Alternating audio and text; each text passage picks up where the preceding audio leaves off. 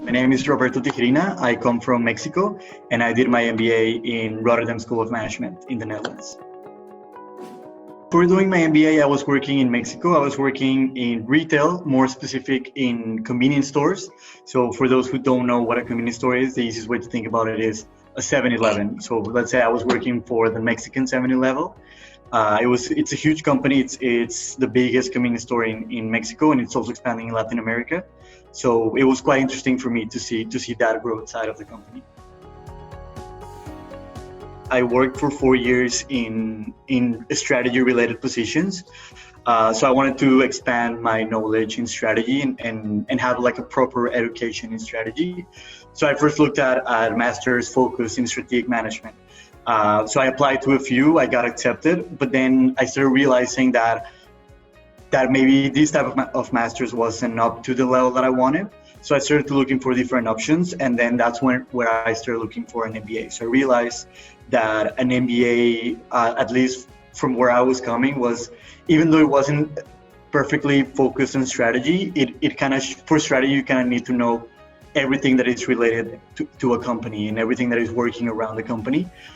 So for me, the MBA was a perfect, let's say, add-on to my strategy experience. To be perfectly honest, at the beginning, I was just looking at programs in Europe, but eventually everything seemed to be like, there was always something against doing it, I don't know, in Paris or doing it in London or whatever. But then when I started looking at the program in the Netherlands, everything seemed easier. Seemed like the migration processes in the Netherlands were pretty easy. The people here are quite open to immigrants, so their culture is quite open to having people from different backgrounds. So in the end, there were just a lot of things that started piecing together, and I think it was going to offer a really good experience, and in the end it did. Like the school it kind of stood out from the rest of the MBA schools, at least in the way the program is managed. Also, the international side of the program is very big as well. The program and the country, as well. So here in the Netherlands, of course, you see a lot of Dutch people, but you also see a lot of people from all around the world. And it's quite interesting to see how all of these cultures exist together in one small country. The Living Management Project, it's a project that we do at the half of the semester. And they assign you a real company and a real problem of the company, and you have around a month to figure something out. It's more like a consulting experience. So you have your client, you have your problem, you have certain resources, and you have your team. So with your team, you need to figure out how to provide, let's say, an answer or something useful for the client. So and then the thing that makes it very interesting is you're not working on a case, you're working on an actual real problem, and you have the potential for your solution to actually become let's say something real, that they will use it. So of course, during the first half of the year, we work a lot with cases and we discuss a lot of things, and you meet people from different backgrounds. But then when you have this problem and you have real people saying, no, you know what, this is not going to work, we don't want this, we want to go the other way, it just becomes very interesting, because now there's no one definite answer, which is something that is similar to what happens with cases. It is now everything is open, and you have to figure out, okay, we need to come with several solutions, but we actually need to think of which one of these will be the best for the client. And then there's also the possibility that either the client won't like it or the client will like it a lot and will implement it. So for sure, there are some teams that they do extremely well and their company are pretty happy and they actually implement part of their solution. And there are other teams that maybe it's not the team's fault, but sometimes it's not as easy as it seems, because also you have to remember that every team is completely different. They have people from different backgrounds, and also every problem from different companies, they have different constraints. So it's quite interesting to see and also to talk about this with your classmates during and after the project has ended, because then you realize like, oh, okay, maybe we should have done this, or maybe you did this, but we couldn't have done it this way because this, and this. So everyone is in their own, let's say in their own case, and it's quite interesting to live through this experience. I would say one of the cons that you can have is that sometimes it's very difficult to see or to interpret things as the others are doing. So, and I'm just going to give you a brief example. So, during a class, we were seeing a case of diapers in India, and everyone was trying to come up with a solution, but everyone was giving this solution based on their experience, based on their culture, based on what they know. And then at some point, the professor said, like, no, all of these answers are completely wrong. And then in the end, one of our Indian classmates, he said, like, no, so actually there's no market for diapers in India. And then he started explaining the reason why. And when he did so, we were all quite shocked because we never had thought about it that way. So in this way, it's super interesting because it literally expands your horizon and opens your perspective. But in the other way, sometimes it's also difficult to understand the other. And maybe you will eventually reach there, but it takes a little bit more time and more conversation and discussion for sure. I think, let's say, my moment of truth was actually at the beginning of the year. So I was one of the youngest in the class. So at the beginning, I was very nervous because, I was coming to a class where the average age is 31 years old and the average work experience is between 6 and 7 years. And I had 3 to 4 years and I was 26 when I first started the program. So for me, I was kind of coming up with this mentality of, I don't know if I'm good enough. I'm talking with people that have more than double my experience. So I was at the beginning, I was kind of like laying back and like trying to see what the scenario was like how this discussion were coming along and etc.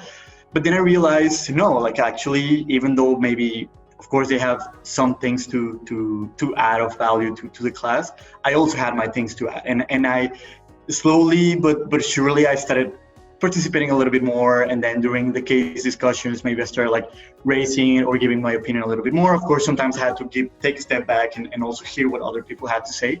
But I think for me, it was like losing this, let's say, fear of not being good enough, or also losing the fear of being wrong, because sometimes, and especially at the beginning, you want to put this nice face and give out a good image. But then you realize that actually during these discussions, and when you say, this is what I think, and when someone says, well, I think otherwise, and when you discuss it, that's when you're actually learning. You're expanding, as I said before, you're expanding what you know. So for me, it was quite interesting to see and to understand, well, you know what, maybe even though I don't have as much experience as them, I do have something to add to this program.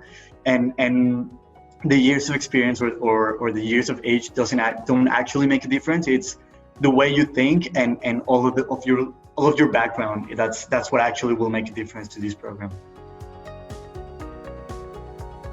Something that we realized that was or that RSM stood out from the rest of the European MBA programs is that RSM, it sounds like a very basic answer, but RSM is like small family. And there were several situations where we got to meet people from other MBAs, and you start noticing that we were actually given the space and time to meet each other and not only work in class. We're not only working on cases, we're not only doing our assignments, we're actually getting to know each other on a personal level. And then this is actually also something that I think for me was the best thing of RSM, which now that I've talked with people that did MBAs in other programs, they don't have this experience as strong as I do. There were several moments during the year, moments that were planned by the school, moments that were planned by us, and moments that were not planned, that actually brought us closer together. Well, first of all, I did, let's say, a financial analysis to make sure that, well, will it be worth it? I don't want to go in all blind. And of course, nothing is written in stone, so everything can change. So I think the first thing that I would recommend is to think about this as a mid to long-term investment, for sure. But I do think, looking at my friends from my class and also looking at my situation, I do think that the MBA does give you an extra jump, and this extra jump will also give you, let's say, this salary jump to eventually pay back the program. Especially, well, in my case, I was able to get 2 financial aids. So, of course, these aids are for 5 or 10 years. But then with the salary that I'm having right now, it actually gives me quite a good space and a good scenario to pay back my loans and also enjoy my life, pay an apartment in Amsterdam, and let's say my quality of life has increased for sure. Maybe yes, I do have some loans, but it's not like I'm struggling to pay them. Luckily, the pandemic didn't affect my MBA experience. The only thing that it affected, let's say, was that our graduation was canceled. But looking at the situation, we were lucky in a certain way. But what it did affect was my job search, especially because I wanted to stay in the Netherlands.